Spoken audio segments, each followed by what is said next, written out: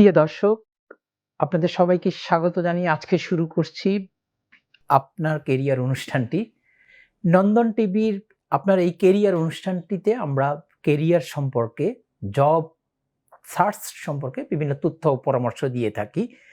আমাদের একটা বিষয় নিয়ে আমরা একটা সময় আলোচনা করে থাকি এবং আপনারা দেখে থাকেন, অনেকের কাছ থেকেই ফিডব্যাক পাই। এটা খুবই ভালো লাগে যে এই অনুষ্ঠানটি আপনারা নিয়মিত দেখেন।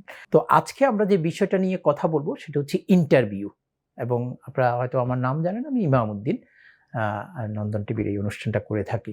ইন্টারভিউতে আপনি কিভাবে, যদি একটা জব ইন্টারভিউ পান, তো আপনি সেই ইন্টারভিউতে কিভাবে আপনি প্রিপারেশন নেবেন, কিভাবে মুখোমুখি হবেন। আপনার ইন্টারভিউটাই কিন্তু আপনার জব পাওয়ার ক্ষেত্রে একটা চূড়ান্ত পর্যায় বলা যায়। আপনি রেফারেন্স চেক করার আগে আপনার ইন্টারভিউটা খুবই গুরুত্বপূর্ণ। একজন জব যিনি ক্যান্ডিডেট, জব অ্যাপ্লিক্যান্ট, তার প্রথম রেজিউমিটা পাঠানোর পর রেজিউমি ভালো হলে ওনারা ইন্টারভিউর জন্য ডাকেন, বা আপনাকে হয়তো কেউ রেফার করতে পারে, সেখানে আপনার রেজিউমি ছাড়াও আপনি হয়তো সেভাবে ইন্টারভিউতে অ্যাটেন্ড করতে পারেন। তো ইন্টারভিউতে গেলে আপনাকে কি প্রস্তুতি নিতে হবে, আপনি কিভাবে সেই ইন্টারভিউটাতে ভালো করতে পারেন এবং আপনার ইন্টারভিউটা তে সাকসেস হয়ে আপনার একটা জব অফার পেতে পারেন, সেই প্রস্তুতিটা আপনার কি, সেটা আপনাকে জানতে হবে। আপনি যদি ধরেন ইন্টারভিউ সার্চ করেন যে এটা প্রিপারেশন, আপনি অনেক কিছু জানবেন, কিন্তু কিছু মৌলিক বিষয় আছে যেগুলো আমাদের প্রত্যেকেরই জানা দরকার যারা জব সার্চে আছি। প্রথম যে বিষয়টা আপনার ফার্স্ট যেটা করতে হবে সেটা হচ্ছে আপনাকে যেদিন আপনার ইন্টারভিউ, আপনাকে অন টাইমে যেতে হবে সেখানে। আপনার ধরেন সকাল 10টায় ইন্টারভিউ, আপনি অ্যাটলিস্ট 15 মিনিট আগে ওখানে পৌঁছতে হবে। আপনার পথে রাস্তায় গাড়িতে দেরি হতে পারে, অনেক সমস্যা হতে পারে, ওইভাবে প্রস্তুতি নিয়েই যাবেন। যত দূর হবে বা আপনি অফিসটা খুঁজে পেতে আপনার দেরি হতে পারে, সব প্রস্তুতি নিয়ে আপনি অন টাইমে যেন যেতে পারেন। অনেকে যেটা করে যে হয়তো একদিন আগে যে পুরা জায়গাটা চিনে আসলো, তারপরে পরের দিন একেবারেই প্রিপারেশন নিয়ে ওইভাবে গেল, সেটা গেল এবং কোনো দেরিই হলো না। এটা একটা গুরুত্বপূর্ণ বিষয় ইন্টারভিউর ক্ষেত্রে, যে আপনি যথাসময়ে ইন্টারভিউতে হাজির হলেন। আপনি যদি ধরেন আপনার 10টা ইন্টারভিউ, আপনি যদি 9টায় যাই বসে থাকেন, সেটা আবার কিন্তু নেগেটিভ। আবার আপনি যদি ধরেন 15 মিনিট আগে গেলে সেটা ঠিক আছে, 9:30টাও যাওয়াটা ঠিক বলে আমি মনে করি না। হয়তো যাই পৌঁছে আপনি একটু দূরে আশেপাশে থাকলেন, 15 মিনিট আগে আপনি ওখানে যাই উপস্থিত হলেন, জানান দিলেন যে হ্যাঁ, আমার আজকে ইন্টারভিউ আছে, সেটা। অনেকেই যেটা করেন যে বিশেষ করে মহিলাদের ক্ষেত্রে দেখি যে হয়তো সাথে হাসব্যান্ডকে নিয়ে যান বা কাউকে নিয়ে যান, এটা কখনো করবেন না। এটা আপনি এটা শো করে যে আপনি ডিপেন্ডেন্ট, আপনি একা আসতে পারেন না। আপনি জব করলেও এটা একটা নেগেটিভ সাইড। তো আপনি একাই যাবেন ইন্টারভিউতে, একদম খুব নিজে ভালোভাবে যাবেন। দ্বিতীয় বিষয় হচ্ছে আপনার ড্রেস। আপনি কেমন ড্রেস পরবেন, আপনার কি ধরনের জব চাচ্ছেন সেটার উপর ডিপেন্ড করে। আপনি ধরেন একদম সেলস অ্যান্ড মার্কেটিং এ জব চাচ্ছেন, আপনাকে একেবারেই সুটেড বুটেড হয়ে, মানে সেলসে কনভিন্স করা হয় সেভাবে যেতে হবে। একটা ফ্যাক্টরিতে যাচ্ছেন, আপনার স্যুট পরে যাওয়ার দরকার নেই, কারণ এটার সাথে এটা ম্যাচ করে না। আপনি সুন্দর, আপনার প্রেজেন্টেশনটা ওইভাবে ভালো হলেই হলো। আপনাকে দেখতে বোঝা গেল যে না, আপনি মোটামুটি একটু ইমপ্রেসিভ, যেরকমেরই হন, এটা একটা। আপনি যখন ধরেন ফিজিক্যাল কন্টাক্ট ইন্টারভিউ যখন দিবেন, আপনি যারা ইন্টারভিউ বোর্ডে থাকবে তাদের সাথে মুখোমুখি ফিজিক্যাল একটা কন্টাক্ট, আই কন্টাক্ট থাকতে হবে। আপনি ভালোভাবে ওনাদের কথা ভালো করে শুনবেন এবং কি প্রশ্ন করছে এক্স্যাক্টলি সেটা জানার চেষ্টা করবেন এবং সে অনুযায়ী উত্তর দিতে চেষ্টা করবেন। আমি যেমন অনেককেই বলি যে ভাই, আমার কাছে আসে যে বলে যে আমি একটা জব চাচ্ছি। তো আমি জিজ্ঞেস করি যে আপনি কি জব চাচ্ছেন? তো উনি বলে যে আমি তো বাংলাদেশে এটা করতাম, আমি এইটা করতাম, এটা করতাম। আমি বললাম যে না, আমি আপনাকে জিজ্ঞেস করলাম যে আপনি কি জব চাচ্ছেন?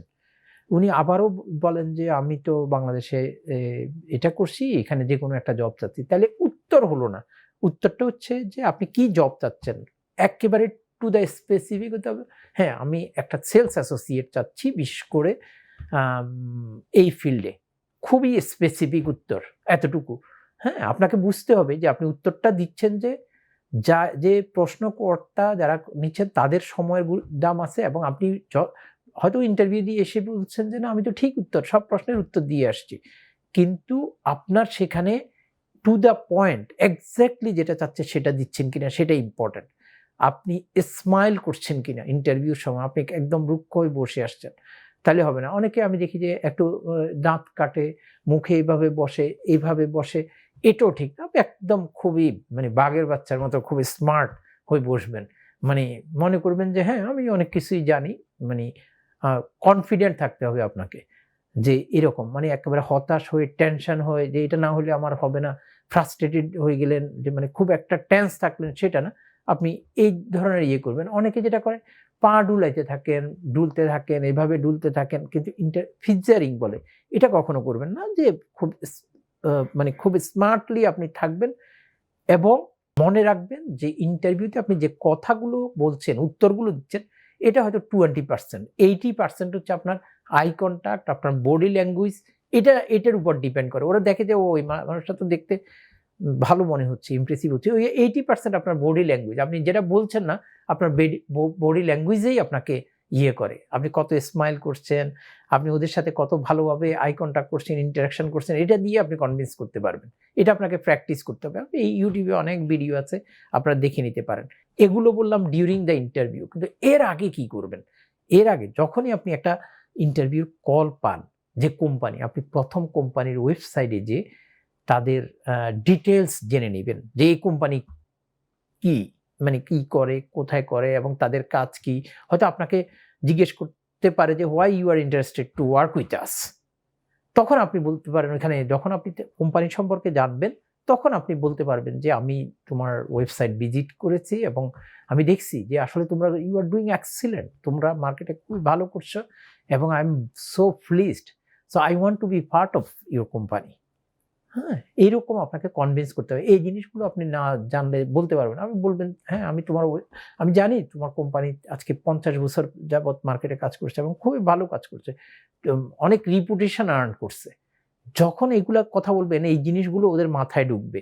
কিন্তু আপনি যদি বলবেন যে হ্যাঁ, আমার তো অনেকদিন জব নাই, আমি আসলে জব না হলে আমার ফ্যামিলি চালাইতে পারতেছি না, আমার বউ বাচ্চা বসে আছে। আপনার কি প্রবলেম সেটা বললে কাজ হবে না। আপনাকে বলতে হবে যে আপনি কি দিতে পারবেন কোম্পানির জন্য, এবং সেজন্য আপনাকে এই কোম্পানির রিসার্চ করতে হবে। আরেকটা জিনিস মনে রাখবেন, যেটা আমি নিজে করেছি আমার জবের ক্ষেত্রে, সেটা হচ্ছে ওই কোম্পানির আসলে কোনো উইকনেস আছে কিনা, কোথায় ওনারা স্ট্রাগল করতেছে, এটা বের করার চেষ্টা করবেন। যে যেমন কোনো কোম্পানি চিন্তা করতেছে যে তাদের আসলে সেলসে, মার্কেটিংটাতে অনেক চ্যালেঞ্জ হইতেছে। আপনার যদি কোনো ইনোভেটিভ আইডিয়া থাকে, আপনি বলতে পারেন যে আসলে এখন সাকসেস হইতে হলে এইভাবে করা যায়। তো আমি মনে করছি যে তোমাদের এই কোম্পানির এখানে একটু গুরুত্ব দিলে বেটার। তখন একটা জিনিসই ওরা তো চিন্তা করবে, হ্যাঁ, আমরা তো এটা দিয়ে স্ট্রাগল, আমরা এরকম একজনকে যাচ্ছি। আপনি ওদের উইকনেসটা সামহাউ চেষ্টা করবেন যে কোথাও কোনো উইকনেস আছে কিনা। আমি যখন যে অর্গানাইজেশনে কাজ করি, এমপ্লয়মেন্ট অন্টারিওর, টিএনজি এমপ্লয়মেন্ট সার্ভিসেসে, আমি যখন ইন্টারভিউ দিতে যাই 8 বছর আগে, তখন আমি দেখলাম যে ওনাদের কি চ্যালেঞ্জ। ওনারা দেখতেছি যে তখন ক্লায়েন্ট পাইতে ওনাদের একটু চ্যালেঞ্জের মুখোমুখি হচ্ছেন। ধরেন লোকজন, ওনারা প্রায় বছরে 1100 লোককে সার্ভিস দেন। কিন্তু এই 1100 লোক আসাটা একটা ব্যাপার। তো আমি ইন্টারভিউতে বললাম যে আমি তোমার এই কমিউনিটিতে আমি মনে করি যে তোমাদের ক্লায়েন্টটা খুব ইম্পর্টেন্ট। এইখানে ফোকাস করা দরকার। এখানে যদি আমরা ভালো ফোকাস করতে পারি, তাহলে কিন্তু আমরা ভালো সার্ভিস দিতে পারবো। হ্যাঁ, ওরা তো চিন্তা করলো যে না, এক্সাক্টলি কথা সত্য। আমি যে প্রতিষ্ঠানে কাজ করি, আমার আগে আমি এমপ্লয়মেন্ট সেক্টর একজনও এখানে কাজ করে নাই। প্রায় ধরেন সেই 75 থেকে ওখানে কাজ করছে। আই এম দ্য ফার্স্ট, ধরেন, এই employee from the Bengali community to work this place. So আমি চেষ্টা করছি যে আমাকে সামহাউ এসেনশিয়াল করে তুলতে ইন্টারভিউতে, আমার নিজের এক্সাম্পল দিয়ে। এইরকম আপনি যেইটাতেই কাজ করতে যাবেন, তখন চিন্তা করবেন যে তাদের কি উইকনেস সেটা একটু করা, সে জায়গাতে আপনি ইয়ে করা।